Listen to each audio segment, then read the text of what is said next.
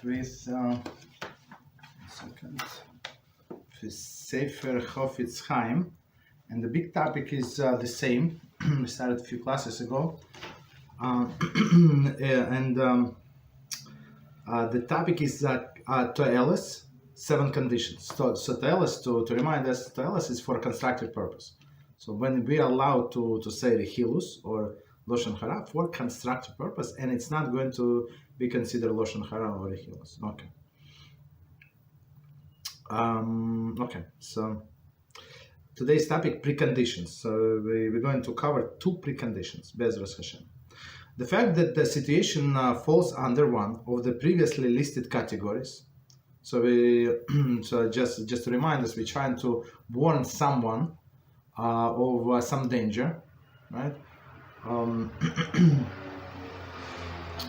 Of some danger, or right? It could be the danger could be going into partnership with someone, or some financial danger, some spiritual danger, somebody is a missionary, for example, right, or something, right? So it would be for constructive purpose.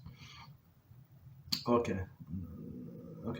So the fact that situation falls under the one that previously listed categories does not necessarily mean that the discussing it constitutes constructive speech. No less than 7 conditions must be met before the critical statement about an individual may be said. Okay, so even though, for example, you know that your friend is going to go planning to go into partnership with somebody else, with another person, and you know this person is not the most honest person in the world, to say the least. So you would be allowed, like in general, you're allowed to tell something, to warn your friend on one hand, but there are 7 conditions. Number 1, the first set of conditions deals with the verification of the facts. It is absolutely forbidden to make any critical statement about a person on the basis of information obtained through hearsay. Only through the first-hand information may one assume that the Jewish character or behavior is wanting. Okay, let's see. Continue. An exception would have been one who seeks to protect someone from potential harm.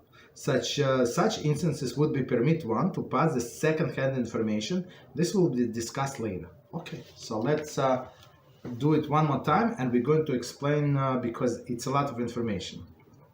So condition number 1, the first condition deals with verification of the facts. So when you tell somebody something, you must know that firsthand, right? You have to at least you have to verify the facts. So now it's not hearsay, or like for example, what would be the example?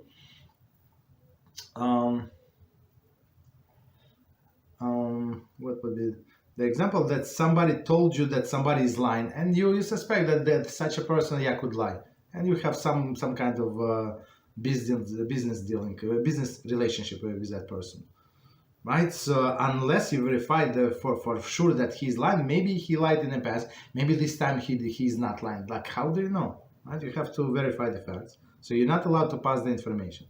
It is absolutely forbidden to make any critical statement about a person on the basis of information obtained through hearsay. So people do it on a daily basis, of course. So don't just because people do does not mean they doing the right thing, right? So just because somebody said he would not lie to you, maybe he would. How do you know? Many people they cannot hold themselves back. They want to be heard. They want to be popular. They want to be like I don't know. Sound friendly. Okay, continue. Only through the first-hand information when may one assume that the Jewish character or behavior is wanted. So if you heard it by if you heard it by yourself, you were a witness of the incident. So in this case you may say, but we're going to go into details. Even in this case you have to do investigation, like if you came in the middle of the conversation, or even if you were during this conversation from the beginning to the end, you don't know what happened before that. You have no idea, right? You don't know who is right, who is wrong. Could be opposite. Continue. So you have to do your investigation before start speaking. and talk to both sides. Not if you talk to one side. So I don't know if I told you the story, like I said it many times. It happened to me like several times. Almost the same story. So it was one person, and it was a shalom bayis, and that person gave me the her side of the story, and it was like this guy. If I had a gun, I would go kill him. He's a monster. And then, according to her, but then I tried to rebuke him and he gave me his side of the story. It's totally opposite. You understand? So it was a long time ago. Of course, I don't believe people like right away, but I would say about the spouse, especially if they hate them. But right, so you not because of me, because that's what it says. You have to hear the second side. And then only then you're allowed to draw any conclusions. You understand? Some people are good actors. Women, some women are very good actors. Some men good actors, right? And whatever they say, it sounds like they sound genuine, and maybe they themselves believe whatever they say, but it's not true. An exception would be that you have to, you heard it's firsthand. Right? Exception would be where one seeks to protect someone from potential harm. Such an instances would permit one to pass second-hand information.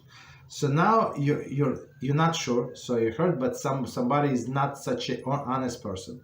So that's what you have to state clearly. So you try to protect this person, or somebody's close to you, right? So you're obligated to say it is second-hand information. I do not know for sure.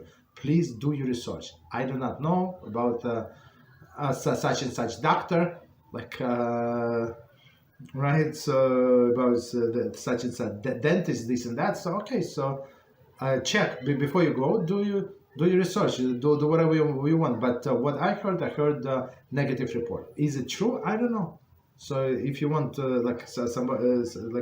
warn somebody, so it is allowed. But it's only in these exceptional situations. Okay, so this will be discussed later. Okay, continue. Condition number 2. Even if one has witnessed seemingly unacceptable behavior, he must not hastily pass the judgment. Hastily pass the judgment. One has occurred. An incident taken out of the context can be terribly misleading. Right, both. So as we said before, you just came in the middle of conversation, or you were, as we said before, you were in from the beginning of the conversation. But this story, this argument, this struggle started 5 years ago. So you don't know how it went back and forth until this moment, right? You saw only 2.5 minutes, right? Both as a reflection on individual character, one second. So from the beginning of sentence, sorry, doesn't make sense. An incident taken out of the context can be terribly misleading, both at the reflection on individual character, as well as determining who is right in a dispute between the two parties. Like, if taken out of context, it's very, very easy, right? Very easy.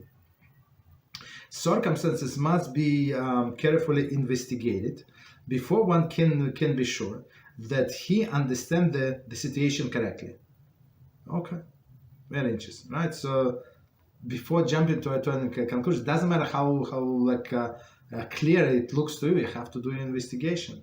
Above all, before the concluding that a person has in fact transgressed the Jewish law, one must be knowledgeable in relevant halachos. So again, we have this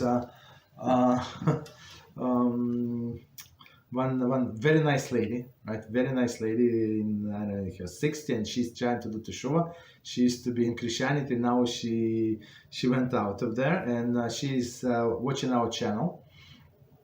And she was very offended with one of Rabbi Reuven Shlita video. The title, if you want to search it, title, "Hold on to your chairs." The story you never heard, something like that. But hold on to your chairs, that's enough.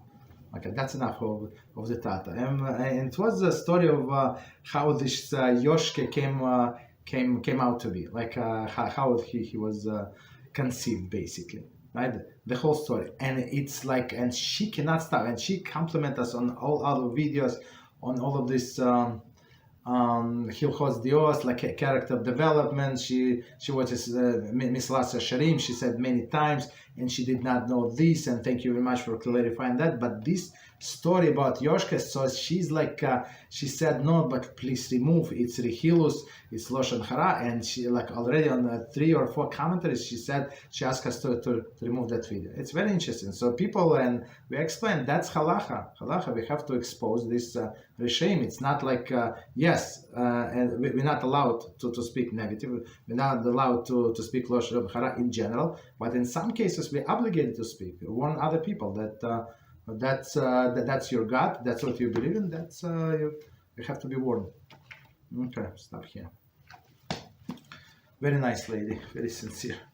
Baruch Hashem.